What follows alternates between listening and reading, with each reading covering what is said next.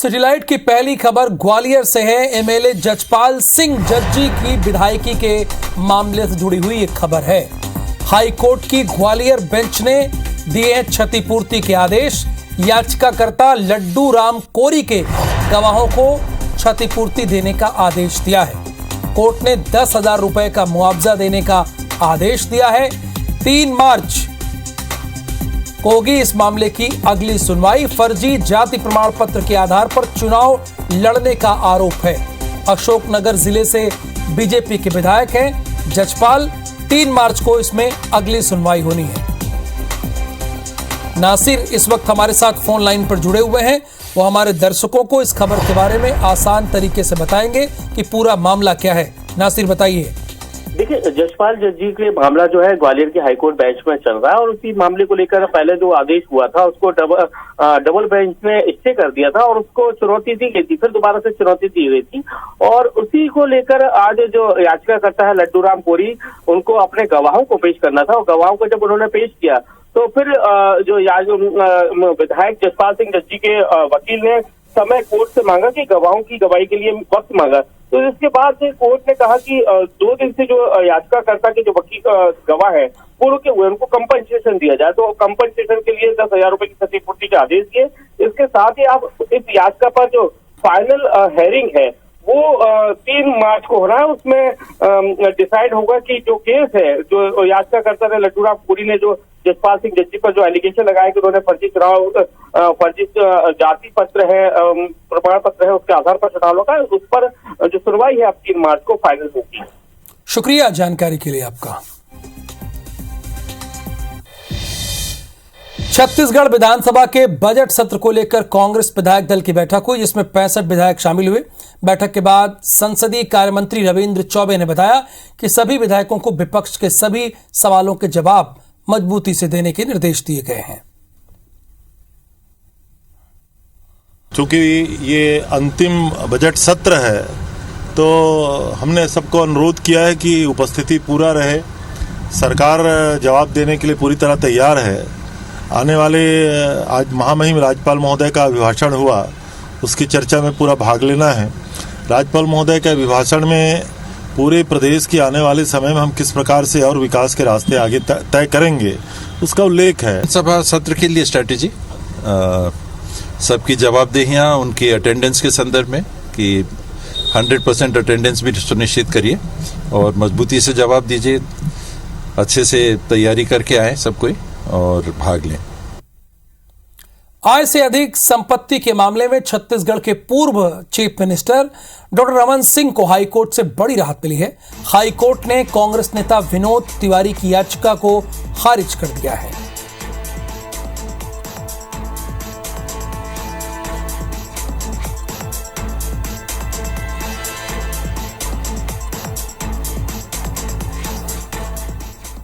प्रेरित बताकर खारिज कर दिया है।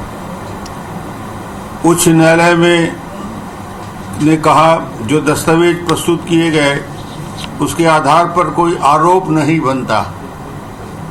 जो दस्तावेज प्रस्तुत किए उन लोगों ने उसके आधार पर कोई आरोप नहीं बनता। याचिका राजनीति से प्रेरित है। न्यायालय प्रक्रियाओं का दुरुपयोग किया गया। गरियाबंद के सिकासेर से पैदल चलकर रायपुर पहुंचे किसानों आदिवासियों ने बीजेपी के साथ कृषि मंत्री रविंद्र चौबे के बंगले का घेराव करने की कोशिश की, जिन्हें पुलिस ने खालसा स्कूल के पास बैरिकेड्स लगाकर रोक दिया।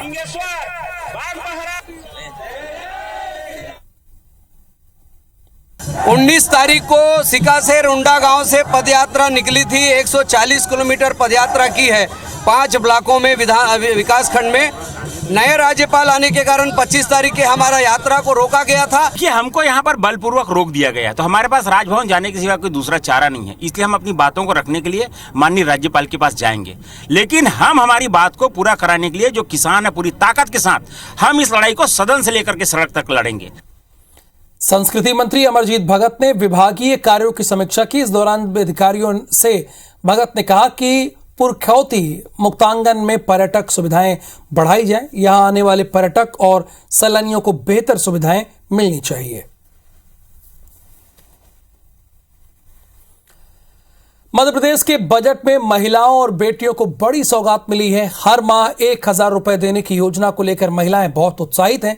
बजट को लेकर महिलाओं से बातचीत की है हमारी संवाददाता शालिनी हार्डिया ने। मध्य प्रदेश में आज बजट पेश हुआ है और जिस उम्मीदों के साथ उसे देखा जा रहा था, क्या वो वाकई खरा उतरा है। खासतौर पर मैं पहुंची हूं महिला वर्ग के बीच, जिनके पास हमेशा से ही चुनौती रहती है। कैसा लगा आपको ये बजट? ये एक राहत वाला बजट लगा या लगा कि और कुछ उम्मीदें थी? नहीं, और कुछ भी, बहुत सारी उम्मीदें थी। एक तरफ राहत भी है और एक तरफ काफी उम्मीदें भी थी। तो कुछ तो उम्मीदों के खरे उतरे हैं और कुछ नहीं उतरे हैं। कैसे देखती हैं आप ये बजट को? राहत भरा बजट है, सीनियर सिटीजन के नाते कैसा आपका है अपने बजट? सीनियर सिटी के राहत तो है, लेकिन मतलब थोड़ी और उनको सोचना चाहिए हम लोगों के बारे में कि कैसे हम लोग किचन का करेंगे। हर एक चीज पे महंगाई बढ़ रही है।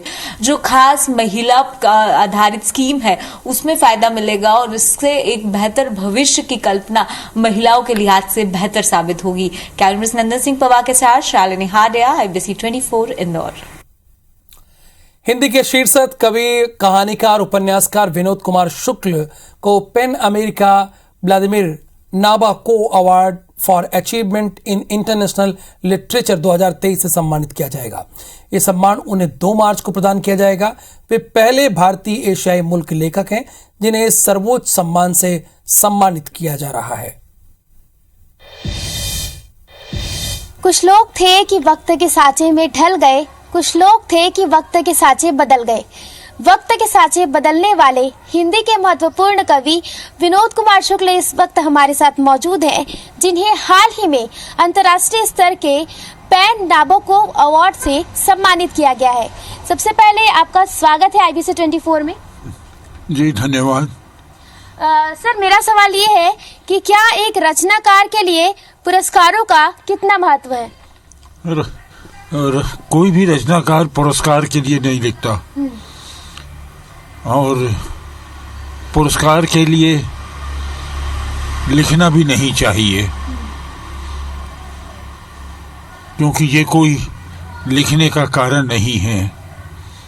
लिखने का कारण तो दूसरा होता है।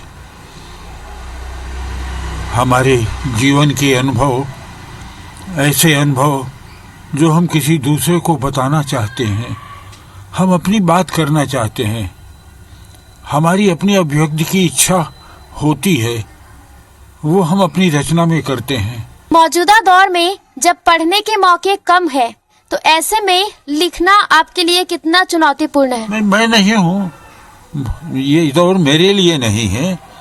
मैं तो अपने लिखने का दौर ढूंढ लेता हूँ और लिखने का दौर, ऐसे भी लोग हैं जो इस लिखने के दौर पर जो है अपने को केंद्रित किए हुए हैं और किसी प्रकार की और दूसरी व्यवस्था उनमें नहीं है। लेखन के लिए जिनको लिखना होता है वो अपना समय निकाल लेते हैं। तो ये थे हमारे साथ विनोद कुमार शुक्ल जी, जिन्हें आपने सुना।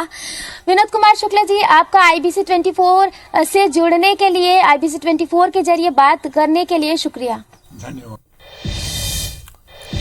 मध्य प्रदेश में CM राइज स्कूल की शुरुआत इसलिए की गई ताकि वह शिक्षण संस्थान का बेहतरीन उदाहरण बन सके, लेकिन भोपाल में मामला थोड़ा अलग है। यहां जहांगीराबाद स्थित प्रदेश के पहले model CM rise Rashidiya school में 2 शिक्षक मंगलवार दोपहर को नमाज पढ़ती मिली, वो भी क्लास में।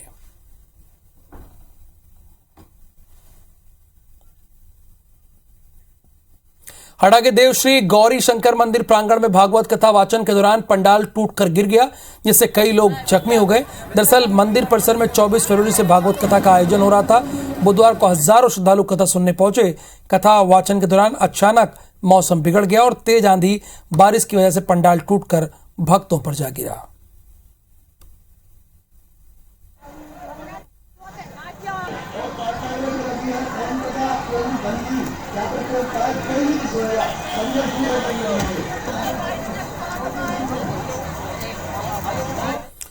बिलासपुर हाई कोर्ट ने एक मामले में पूर्व IAS अधिकारी और स्कूल शिक्षा विभाग के सचिव आलोक शुक्ला को अवमानना का नोटिस भेजा है और तत्काल जवाब तलब किया है। असल में याचिकाकर्ता शिव प्रसाद कृपाल, रमाशंकर नाग समेत 56 व्यक्तियों की दैनिक भोगी कर्मचारी के रूप में चपरासी के पद पर कांकेर में नियुक्ति हुई थी। जिन्हें 10 साल की नौकरी के बाद नियमित नहीं किया गया, जिससे कर्मचारियों ने हाई कोर्ट में याचिका दाखिल की थी, जिस पर हाई कोर्ट ने सचिव स्कूल शिक्षा विभाग को निराकरण के निर्देश दिए थे। मामले में प्रथम अवमानना याचिका पर भी समय पर अमल नहीं किए जाने को लेकर हाई कोर्ट ने नाराजगी जाहिर की और द्वितीय अवमानना याचिका को स्वीकार कर लिया।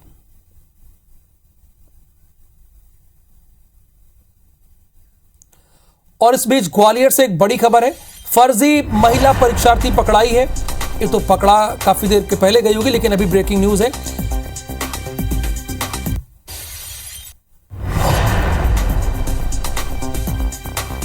तो ये खबर है, बीएड प्रथम सेमेस्टर की परीक्षा देते हुए पकड़ाई थी। ये जब पेपर दे रही थी, झांसी रोड थाना पुलिस ने दर्ज की एफआईआर। सुचिता कुमारी की जगह परीक्षा देने आई थी पूजा कुमारी। महेंद्र, ये कब का मामला है, कितने बजे का?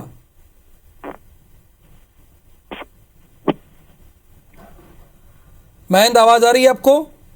जी, मैं बता दूं कि झांसी रोड थाना क्षेत्र के जहाँ साइंस कॉलेज का मामला है, जहाँ पे आज बीएड की एग्जाम जो कि हो रहे थे, उसमें जो कि सुजीता महिला जो थी, उसके नाम पर एक पूजा कुमारी नाम की महिला यहाँ पे उसकी बीएड के एग्जाम देने आई थी। उसमें जब मिसमैच जो दस्तावेज में कुछ कमी मिली, तो उसमें उसके कुछ शक हुआ प्रोफेसर को। उन्होंने पुलिस को पूछा थी, पुलिस ने जब पूछताछ की तो खुलासा हुआ कि उसने जो पूजा है, उसका भाई से उसकी जो आरोपी पक्ष का सुचिता महिला है, उसके पति से उससे बातचीत हुई थी और उससे कुछ पैसे को लेने के बाद उसकी जगह पर इसको एग्जाम देने के लिए भेजा गया था।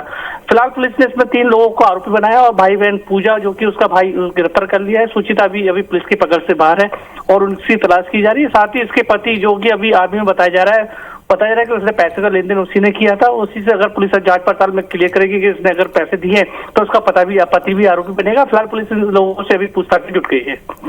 शुक्रिया आपका। ग्वालियर से एक और बड़ी खबर है, डिजिटल करेंसी में निवेश के नाम पर ठगी हुई है। डिजिटल करेंसी में निवेश कराने के नाम पर ठगी हुई है। वेबसाइट और यूट्यूब चैनल के जरिए करते थे ठगी। क्राइम ब्रांच ने 3 आरोपियों को नोएडा से पकड़ा है। उत्तर प्रदेश के आरोपी पर 2 करोड़ रुपए की ठगी का आरोप है। आरोपियों से 11 चेकबुक, 2 पासबुक, 6 एटीएम जब्त किए गए हैं। कई बैंकों के क्रेडिट कार्ड और मोबाइल भी बरामद किए गए हैं।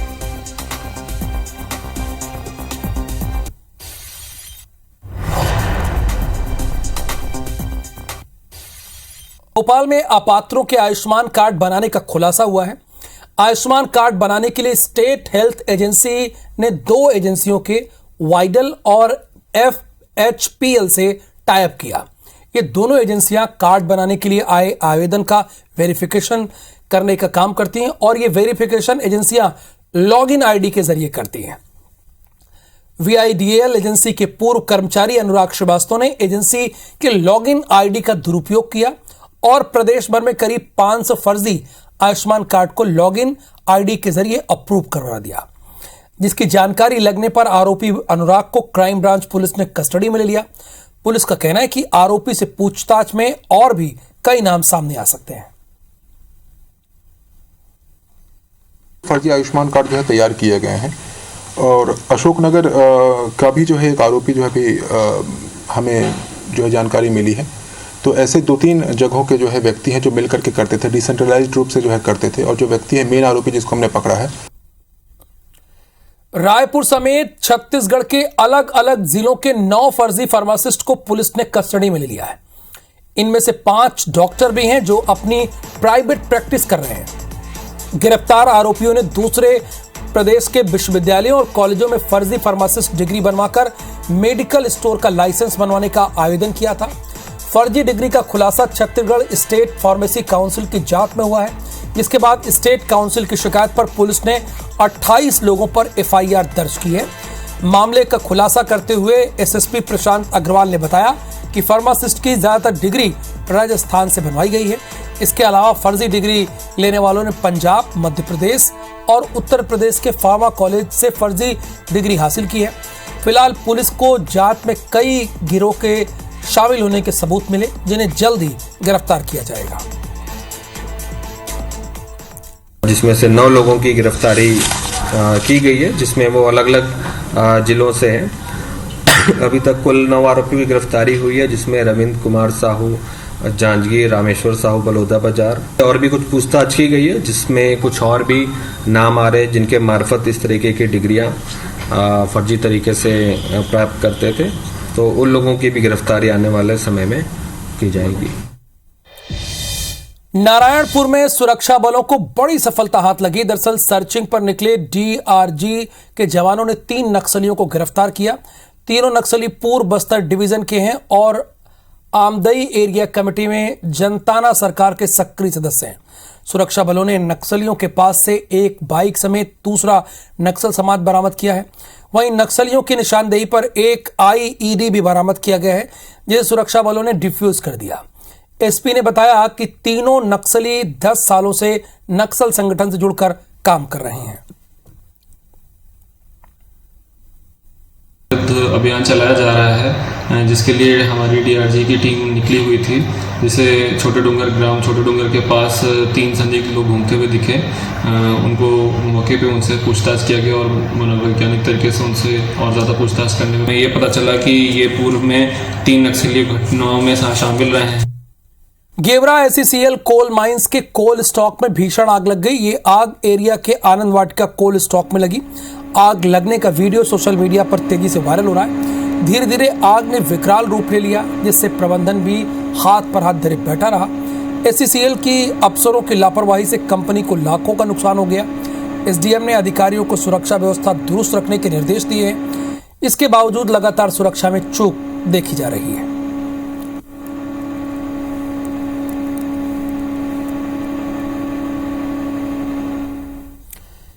इंदौर विकास प्राधिकरण ने 20 सालों से अटकी पड़ी आवासों को लेकर स्वीकृति दे दी है। अयोध्यापुरी रहवासियों के साथ बैठक कर समस्याओं का निराकरण किया। स्वीकृति मिलने के बाद करीब 2500 से ज्यादा परिवार अपना मकान निर्माण कर सकते हैं। प्राधिकरण के अध्यक्ष जयपाल चावड़ा ने बताया कि कुछ त्रुटियों की वजह से स्वीकृति रुकी हुई थी, जिसमें सुधार किया गया। इस फैसले के बाद रहवासी संघ ने प्राधिकरण के अध्यक्ष से मुलाकात की और विकास प्राधिकरण का आभार जताया। जो 21 साल का रुका हुआ काम था, हमारे माननीय चावड़ा जी जो है, उन्होंने काफ़ी मेहनत के साथ इसको, जो अध्यक्ष हैं आईडीए के, एक ही दिन में जब हम कल मिले थे तो उन्होंने हमारी बात आराम से सुनी और उन्होंने कल आश्वासन भी दिया था। सागर का आवेदन दिया कि हमारी जो 77 स्कीम है जी, उसमें उनकी ये कॉलोनी सम्मिलित है और उनका ऐसा कहना था कि 2001 में अर्थात 20 वर्ष पहले हमको मुक्त कर दिया गया है, किंतु आज भी इंदौर विकास प्राधिकरण अपनी स्कीम में इसको सम्मिलित मानता है जी। बिलासपुर के सेंट्रल यूनिवर्सिटी में होली के लिए छात्र फूलों और अन्य वनस्पति से हर्बल गुलाल तैयार कर रहे हैं। ऐसी खास बात यह है कि गुलाल बनाने के लिए वेस्टेज फूलों, पत्तियों के साथ साग भाजियों और अन्य प्राकृतिक संसाधनों का उपयोग किया जा रहा है। मंदिरों में चढ़े फूल और पत्तियों को कलेक्ट कर स्टूडेंट ने गुलाल बनाने का काम शुरू किया। यही नहीं, गुलाल के पैकेजिंग और मार्केटिंग का काम भी विद्यार्थियों के जिम्मे है। गुलाल से होने वाले लाभ का उपयोग विद्यार्थियों के शैक्षणिक फीस के लिए किया जा रहा है।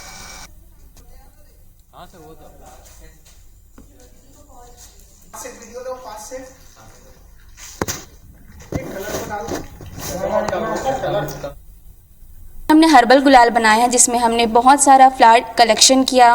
उसके बाद हमने बेस अरारोट पाउडर लिया।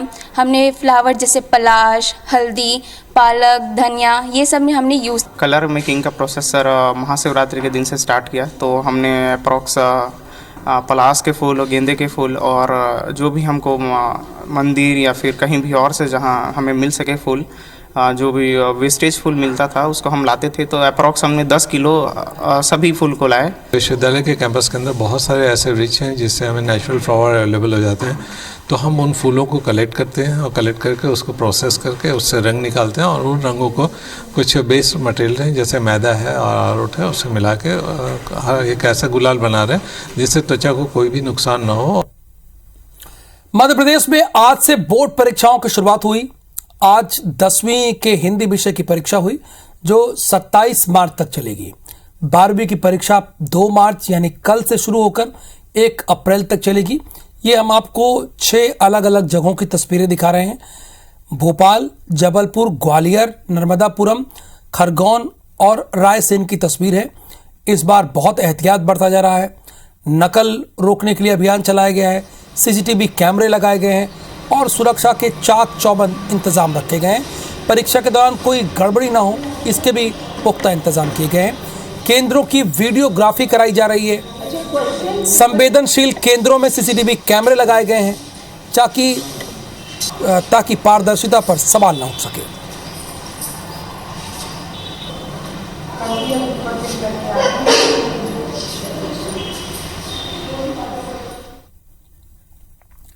ग्वालियर में एक नाबालिग लड़की ने खुद की बाल विवाह रुकवाया।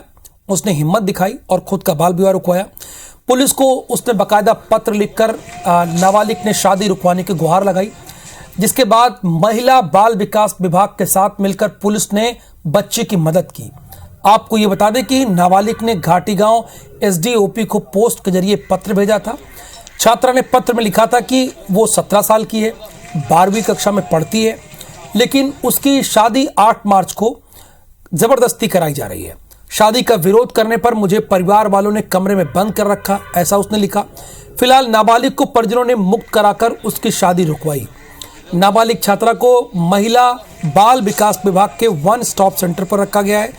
पुलिस मामले में केस दर्ज कर आगे की कार्रवाई जुटी है। ऐसा बहुत हिम्मत से ही किया जा सकता है, वरना कौन इस तरह का फैसला उठाता है। पत्र प्राप्त हुआ था जिसमें एक नाबालिग लड़की ने बाल विवाह से बचाने की उसमें शिकायत की थी। परिजनों को समझाइश दी और लड़की थी, उससे हमारी महिला अधिकारी ने बयान लिए। उसके बाद उसको वन स्टॉप सेंटर में शिफ्ट करवा दिया। मुरैना के ग्रामीण इलाकों में अब अवैध शराब माफिया के खिलाफ पंचायत की गई है। बुजुर्ग ने युवाओं ने गहन मंथन के बाद गांव में पंचायत आयोजित की और तय किया कि अब गांव में न शराब बनेगी और न बिकेगी। मामले में गांव के बुजुर्ग युवाओं के साथ महिलाओं की भी सहमति रही। वहीं आसपास के गांव से आए शराब तस्करों पर भी पुलिस और प्रशासन की मदद से सख्त कार्रवाई की जाएगी। पुलिस के अधिकारियों की माने तो गांव के लोगों ने बहुत अच्छी पहल की है। दारू ये किसी प्रकार बंद होना चाहिए, तो हमारे नौजवान खड़े हुए, उनके दिमाग में ऐसी आई तो उन्होंने पंचायत जोड़ के ऐसे बंद करवाया। फिर भी दुबके छुपके आती है बाहर से, अब वो पता नहीं लगता है। लोगों ने, बुजुर्गों ने, नौजवान साथियों ने, महिलाओं की सबकी राय है कि यहाँ अवैध ठेका नहीं चलेगा, न बाहर से अवैध शराब आएगी गांव में। गांव में फैसला ये लिया गया है कि कहीं पे शराब नहीं बेचेगी और पूरी पंचायत इसको निर्णय ले चुकी है कि पंचायत में कहीं भी शराब नहीं बेचेगी। निश्चित तौर पर हमने थाना प्रभारी को बताया है, वो अपना सूचना संकलन, अपने नंबर सब जगह गांव में और जो कमेटियां गठित की हैं उनको सबको शेयर करें, उनके साथ में मीटिंग करें। थाना प्रभारी को बताया गया है और वो जो भी लोग इस तरीके का कृत्य करते हैं उनके विरुद्ध सख्ती से कार्रवाई करें। और इस खबर के साथ ही सिटी लाइट के इस बुलेटिन में फिलहाल के लिए इतना ही। आप बने रहिए IBC 24 के साथ।